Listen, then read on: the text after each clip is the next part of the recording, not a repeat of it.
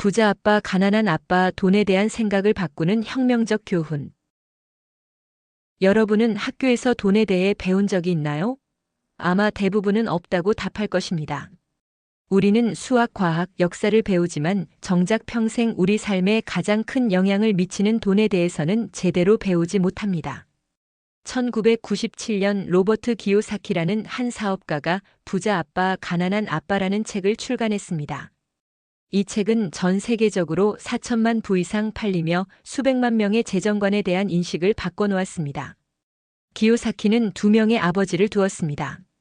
한 명은 그의 친아버지로 높은 교육을 받고 안정적인 직장을 가진 가난한 아빠였습니다. 다른 한 명은 그의 친구 아버지로 정규 교육은 받지 못했지만 사업으로 큰 부를 이룬 부자 아빠였습니다.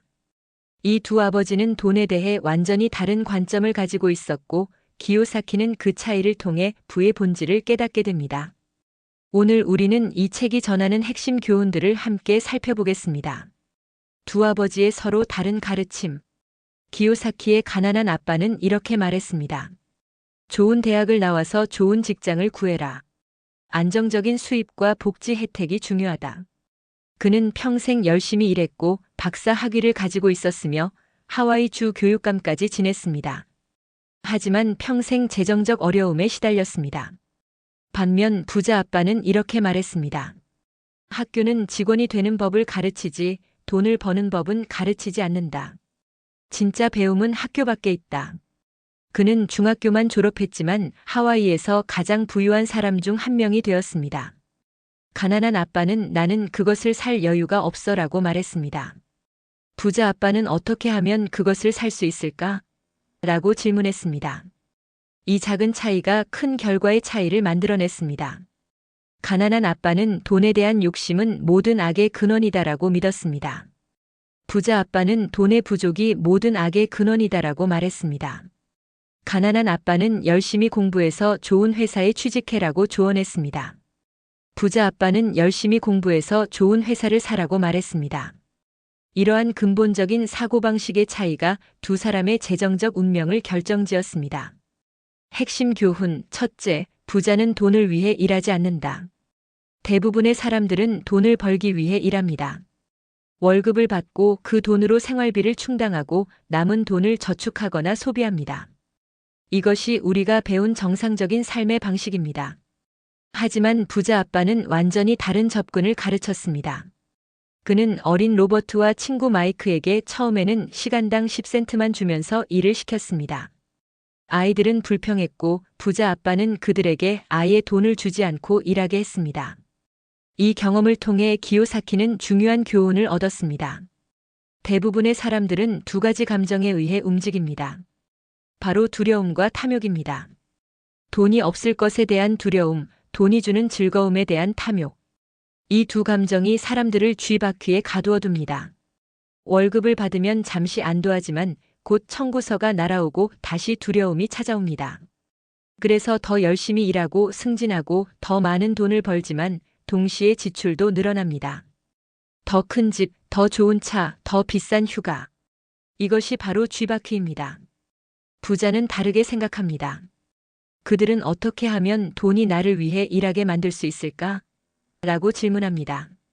그들은 자산을 만들고 그 자산이 소득을 창출하게 합니다. 그들이 잠을 자는 동안에도 돈은 계속 일합니다. 핵심 교훈, 둘째, 금융 문해력의 중요성. 부자 아빠가 강조한 가장 중요한 것 중 하나는 금융 문해력, 파이낸셜 리터러시입니다. 이것은 단순히 돈을 세는 능력이 아닙니다. 재무제표를 읽고 이해하며 자산과 부채의 차이를 아는 것입니다. 기요사키는 자산과 부채를 매우 단순하게 정의합니다. 자산 내 주머니에 돈을 넣어주는 것, 부채 내 주머니에서 돈을 빼가는 것. 이 정의는 놀랍도록 명확하지만 대부분의 사람들이 잘못 이해하고 있는 부분입니다. 예를 들어 많은 사람들이 자신의 집을 자산이라고 생각합니다. 하지만 부자 아빠의 정의에 따르면 본인이 살고 있는 집은 부채입니다. 왜냐하면 매달 주택담보대출, 이자, 관리비, 재산세, 수리비 등으로 돈이 나가기 때문입니다. 반면 임대를 주는 부동산은 자산입니다. 매달 임대료가 들어오고 그 수입이 대출 상환과 비용을 충당하고도 남으면 그것은 진짜 자산입니다. 중산층과 부자의 가장 큰 차이는 바로 이것입니다. 중산층은 부채를 자산으로 착각하며 평생을 살아갑니다. 그들은 더 큰 집을 사고 새 차를 리스하고 신용카드로 명품을 삽니다. 모두 자산을 축적한다고 생각하면서요. 부자는 먼저 자산을 축적합니다. 그 자산이 만들어내는 소득으로 원하는 것들을 삽니다. 이것이 핵심적인 차이입니다. 핵심 교훈 셋째, 자신의 사업을 가져라. 부자 아빠는 자신의 사업을 가져라고 강조했습니다. 여기서 사업이란 반드시 회사를 차리는 것을 의미하지 않습니다. 그것은 자신의 자산 포트폴리오를 구축하는 것을 의미합니다. 많은 사람들이 직장에서 열심히 일합니다. 하지만 그들은 남의 사업을 키우고 있는 것입니다. 회사 주인의 부를 만들어주고 정부에 세금을 내고 은행에 대출 이자를 갚습니다. 자신을 위해서는 거의 남는 것이 없습니다. 부자 아빠의 조언은 이렇습니다. 직장을 유지하되 자신의 사업을 시작하라. 퇴근 후 시간과 주말을 이용해 자산을 축적하라는 것입니다. 기요사키가 제시하는 진짜 자산의 예는 다음과 같습니다. 첫째, 나의 참여 없이도 수익을 내는 사업. 둘째, 주식. 셋째, 채권. 넷째, 수익을 창출하는 부동산. 다섯째, 저작권 수입, 책, 음악 등. 여섯째, 기타 가치를 생산하거나 소득을 만들어내는 모든 것. 핵심은 나의 참여 없이도 돈을 만들어내는가입니다. 만약 당신이 일을 멈추면 수입도 멈춘다면 그것은 당신의 사업이 아니라 당신이 직업을 가진 것입니다. 핵심 교훈 넷째, 세금의 역사와 기업의 힘. 부자 아빠는 세금과 기업에 대해 중요한 교훈을 주었습니다. 많은 사람들이 모르는 사실은 원래 세금은 부자들에게만 부과되었다는 것입니다. 그러나 부자들은 가만히 있지 않았습니다. 그들은 법률가와 회계사를 고용해 합법적인 절세 방법을 찾았습니다. 가장 강력한 도구 중 하나가 바로 기업이었습니다. 개인으로서 일하면 이렇게 됩니다. 돈을 벌고 세금을 내고 남은 돈으로 생활합니다. 기업을 통해 일하면 이렇게 됩니다. 돈을 벌고 비용을 쓰고 남은 돈에 대해서만 세금을 냅니다. 이 순서의 차이가 엄청난 재정적 차이를 만듭니다. 기업은 합법적으로 비용을 공제받을 수 있고 이를 통해 세금 부담을 크게 줄일 수 있습니다. 부자 아빠는 또한 4가지 전문 지식의 중요성을 강조했습니다. 첫째, 회계 숫자를 읽는 능력, 금융 문해력. 둘째, 투자, 돈이 돈을 버는 전략. 셋째, 시장 이해 수요와 공급의 과학. 넷째, 법률 세법과 기업법의 이해. 이 4가지를 이해하는 사람은 부를 축적할 수 있는 강력한 도구를 가진 것입니다. 핵심 교훈 다섯째, 부자는 돈을 만들어낸다. 부자 아빠는 부자는 돈을 만들어낸다고 말했습니다. 이것은 위조 지폐를 만든다는 뜻이 아닙니다. 기회를 창조한다는 의미입니다. 대부분의 사람들은 기회가 오기를 기다립니다. 언제 주식이 오를까? 언제 부동산 가격이 떨어질까? 언제 좋은 일자리가 생길까? 하지만 부자는 기다리지 않습니다. 그들은 기회를 만들어냅니다. 기요사키는 여러 실제 사례를 들어 설명합니다. 예를 들어 그가 파산 직전에 부동산을 헐값에 사서 재구성하여 높은 가격에 팔았던 이야기들입니다. 이런 거래는 은행에 가서 예금하는 것과는 완전히 다릅니다. 돈을 만들어내는 능력은 다음 3가지에서 나옵니다. 첫째, 금융지능입니다. 숫자를 읽고 기회를 평가하고 리스크를 계산하는 능력입니다. 둘째, 투자 전략입니다.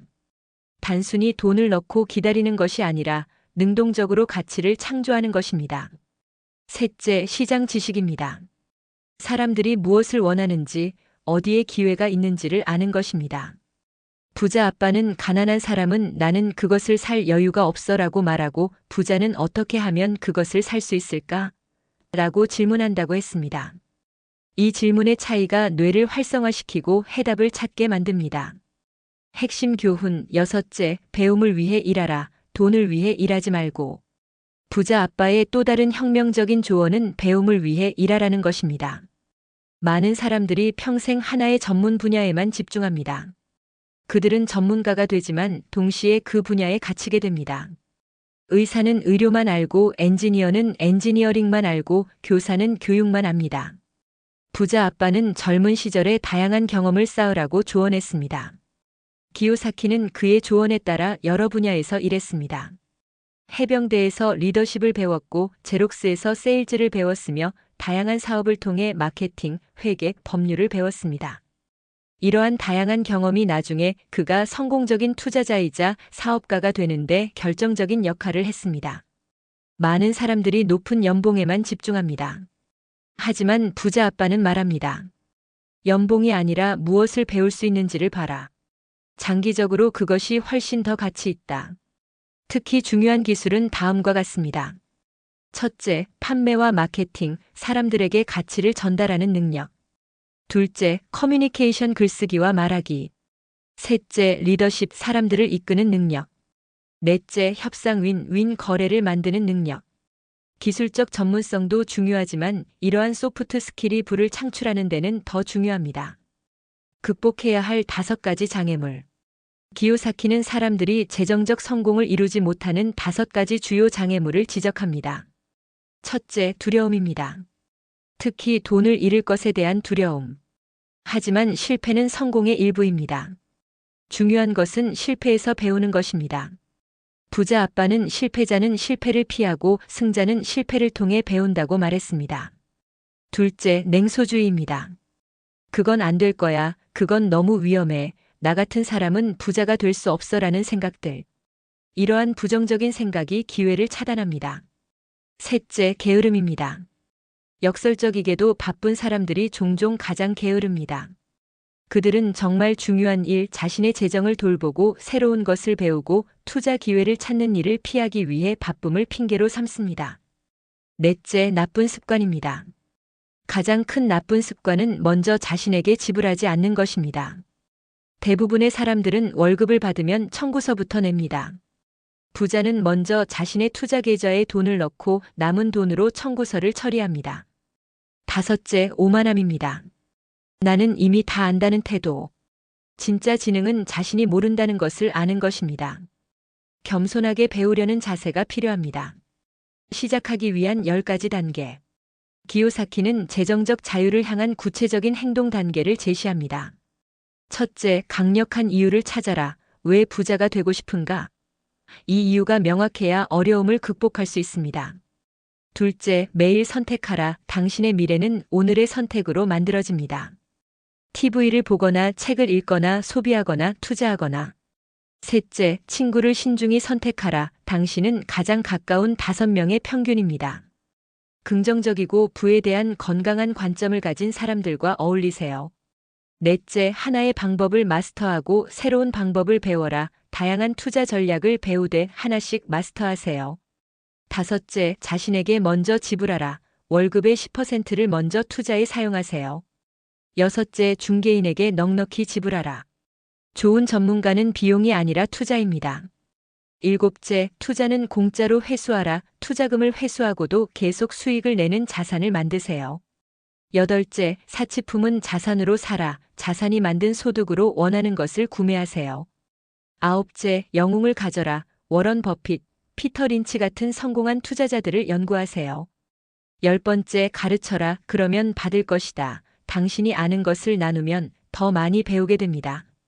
부자 아빠, 가난한 아빠의 핵심 메시지는 단순하지만 강력합니다. 부는 얼마나 많이 버느냐가 아니라 얼마나 많이 간직하고 그것을 얼마나 열심히 일하게 만드느냐에 달려 있습니다. 우리는 학교에서 직원이 되는 법을 배웁니다. 열심히 공부하고 좋은 성적을 받고 안전한 직장을 구하라고 배웁니다.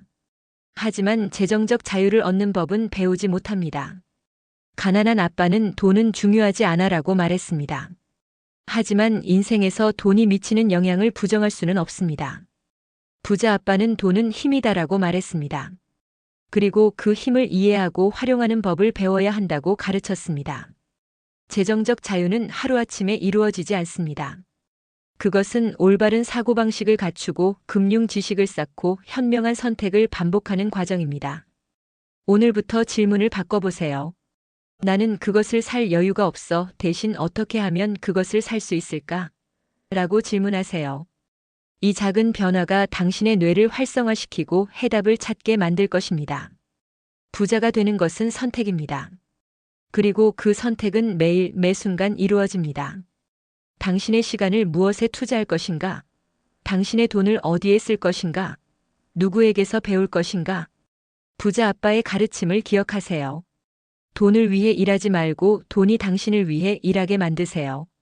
부채가 아닌 자산을 축적하세요. 그리고 무엇보다 절대 배움을 멈추지 마세요. 당신의 재정적 여정은 오늘부터 시작됩니다. 어떤 아빠의 조언을 따를 것인가요? 선택은 당신의 몫입니다.